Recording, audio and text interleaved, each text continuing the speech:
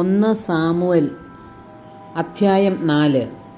സാമുവലിൻ്റെ വാക്ക് Israel മുഴുവൻ ആദരിച്ചു. അക്കാലത്ത് ഫിലിസ്ത്യർ ഇസ്രായേലിനെതിരെ യുദ്ധത്തിന് വന്നു.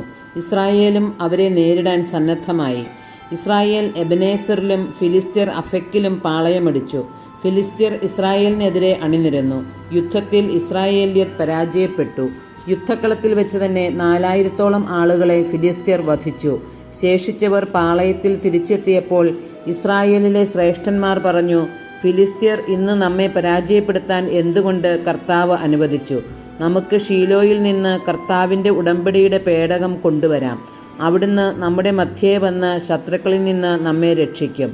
അങ്ങനെ അവർ ഷീലോയിലേക്ക് ആളയച്ച് കെരൂബുകളുടെ മേൽ എഴുന്നള്ളിയിരിക്കുന്ന സൈന്യങ്ങളുടെ കർത്താവിൻ്റെ ഉടമ്പടിയുടെ പേടകം കൊണ്ടുവന്നു. പേടകത്തോടൊപ്പം ഏലിയുടെ പുത്രന്മാരായ ഹോഫ്നിയും ഫിനെഹാസും ഉണ്ടായിരുന്നു. കർത്താവിൻ്റെ ഉടമ്പടിയുടെ പേടകം കൂടാരത്തിലെത്തിയപ്പോൾ ഇസ്രായേൽ മുഴുവൻ ആനന്ദം കൊണ്ട് ആർത്തു വിളിച്ചു. അത് ഭൂമിയിലെങ്ങും പ്രതിധ്വനിച്ചു. വാഗ്ദാന പേടകം നഷ്ടപ്പെടുന്നു. ആ ശബ്ദം ഫിലിസ്ത്യർ കേട്ടു. ഹെബ്രായരുടെ കൂടാരത്തിൽ നിന്ന് പുറപ്പെടുന്ന ഈ ഉഗ്ര അട്ടഹാസത്തിൻ്റെ സൂചന എന്തെന്ന് അവർ തിരക്കി. കർത്താവിൻ്റെ പേടകം കൂടാരത്തിലെത്തിയെന്ന് അവർ മനസ്സിലാക്കി. അപ്പോൾ ഫിലിസ്ത്യർ ഭയചകിതരായി. അവർ പറഞ്ഞു, പാളയത്തിൽ ദേവന്മാർ എത്തിയിട്ടുണ്ട്. നമ്മൾ നശിച്ചു. മുൻപൊരിക്കലും ഇതുപോലെ സംഭവിച്ചിട്ടില്ല. ആ ദേവന്മാരുടെ ശക്തിയിൽ നിന്ന് ആര് നമ്മെ രക്ഷിക്കും? മരുഭൂമിയിൽ വെച്ച് നിരവധി ബാധകൾ കൊണ്ട് ഈജിപ്തുകാരെ ഞെരുക്കിയ ദേവന്മാരാണവർ. ഫിലിസ്ത്യരെ, നിങ്ങൾ ധീരതയോടും പൗരുഷത്തോടും കൂടെ യുദ്ധം ചെയ്യുവിൻ. അല്ലെങ്കിൽ ഹെബ്രായർ നമുക്ക് അടിമകളായിരുന്നതുപോലെ നാം അവർക്ക് അടിമകളാകേണ്ടി വരും. അതുകൊണ്ട് പൗരുഷത്തോടെ പൊരുതുവിൻ. ഫിലിസ്ത്യർ യുദ്ധം ചെയ്തു. ഇസ്രായേൽ പരാജയപ്പെട്ട് കൂടാരത്തിലേക്ക് പലായനം ചെയ്തു. വലിയൊരു നരവേട്ട നടന്നു. 30,000 പടയാളികൾ നിലം പതിച്ചു. ദൈവത്തിൻ്റെ പേടകം ശത്രുക്കൾ കൈവശപ്പെടുത്തി.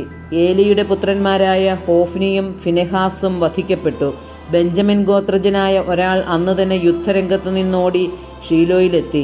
അവൻ വസ്ത്രം വലിച്ചു കീറുകയും തലയിൽ പൂഴി വിതറുകയും ചെയ്തിരുന്നു. അവൻ ഷീലോയിലെത്തുമ്പോൾ ഏലി വഴിയിലേക്ക് ഉറ്റുനോക്കിക്കൊണ്ട് പീഠത്തിൽ ഇരിക്കുകയായിരുന്നു. ദൈവത്തിൻ്റെ പേടകത്തെക്കുറിച്ച് ആകുലചിത്തനുമായിരുന്നു അവൻ. പട്ടണത്തിലെത്തി ദൂതൻ വാർത്തയറിയിച്ചപ്പോൾ പട്ടണവാസികൾ മുറവിളി കൂട്ടി. ഏലി അതു കേട്ടു. എന്താണ് ഈ മുറവിളി? അവൻ ആരാഞ്ഞു.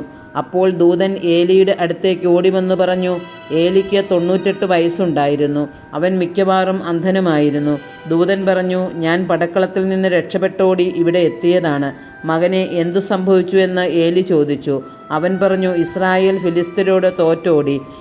ജനങ്ങളിൽ നല്ലൊരു ഭാഗം കൊല്ലപ്പെട്ടു. അത് ഭയങ്കരമായ ഒരു പരാജയമായിരുന്നു.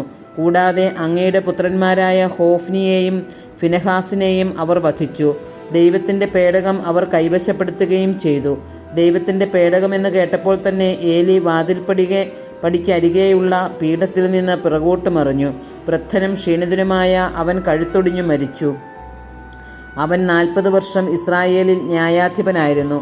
ഏലിയുടെ ഗർഭിണിയായ മരുമകൾക്ക് ഫിനെഹാസിൻ്റെ ഭാര്യയ്ക്ക് പ്രസവ സമയം അടുത്തിരുന്നു. ദൈവത്തിൻ്റെ പേടകം ശത്രുക്കൾ പിടിച്ചെടുത്തെന്നും തൻ്റെ അമ്മായിയപ്പനും ഭർത്താവും മരിച്ചെന്നും കേട്ടപ്പോൾ പ്രസവവേദന ശക്തിപ്പെട്ട് അവൾ ഉടനെ പ്രസവിച്ചു. അവളെ പരിചരിച്ചിരുന്ന സ്ത്രീകൾ മരണാസന്നയായ അവളോട്, ഭയപ്പെടേണ്ട, നീയൊരു ആൺകുട്ടിയെ പ്രസവിച്ചിരിക്കുന്നു എന്ന് പറഞ്ഞു. എന്നാൽ അവൾ അതിന് മറുപടി പറയുകയോ അവരെ ശ്രദ്ധിക്കുകയോ ചെയ്തില്ല. മഹത്വം ഇസ്രായേലിൽ നിന്ന് വിട്ടുപോയി എന്ന് പറഞ്ഞ് അവൾ തൻ്റെ കുഞ്ഞിന് ഇക്കാബോദ് എന്ന് പേരിട്ടു. കാരണം ദൈവത്തിൻ്റെ പേടകം പിടിക്കപ്പെടുകയും അവളുടെ അമ്മായിയപ്പനും ഭർത്താവും നഷ്ടപ്പെടുകയും ചെയ്തു. അവൾ വീണ്ടും പറഞ്ഞു, ദൈവത്തിൻ്റെ പേടകം പിടിക്കപ്പെട്ടതിനാൽ മഹത്വം ഇസ്രായേലിൽ നിന്ന് വിട്ടുപോയിരിക്കുന്നു.